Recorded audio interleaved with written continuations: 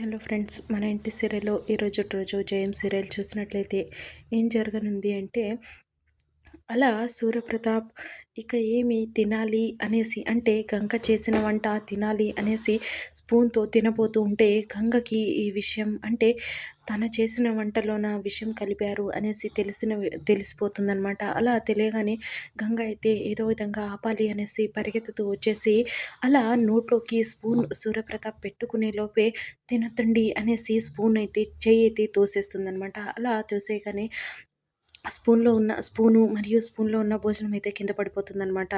అప్పుడే అలా కింద పడిపోగానే గంగ అయితే తినకండి, ఈ దీంట్లో విషం కలిపింది అనే దానికి నేనే సాక్ష్యం అనేసి గంగ అంటూ ఉంటుందన్నమాట. అప్పుడే ఇషిక అయితే దీంట్లో ఏంటి, ఏం మాట్లాడుతున్నావు నువ్వు అనేసి ముసుగైతే తీసేస్తుందనమాట. అలా ముసుగు తీసేయగానే ముసుగులో ఉన్నది గంగ అనేసి చూసేసి అందరూ షాక్ అయిపోతారనమాట.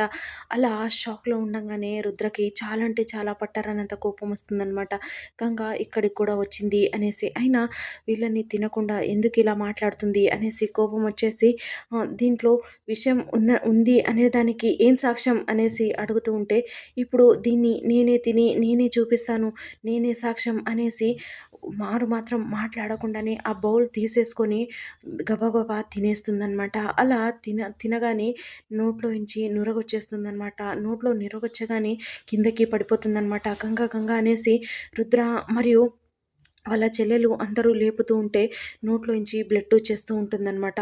అంటే ఇదంతా చూసేసి రుద్ర చాలా అంటే చాలా షాక్ అయిపోతూ ఉంటాడనమాట. అంటే రాబోతున్న ఎపిసోడ్లోన దీంట్లో ఈ భోజనంలో విషం కలిపింది ఎవరు అనేసి కనిపెట్టి వాళ్ళ భరతం పట్టనున్నాడా, లేదంటే గంగని మొదటిగా హాస్పిటల్లో అడ్మిట్ చేయనున్నాడా అనేది చూద్దాము. సో ఇది ఫ్రెండ్స్ ఇవాల్టి సీరియల్స్ అన్ని విషయాలు. ప్లీజ్ లైక్ చేసి subscribe my channel and thank you for watching.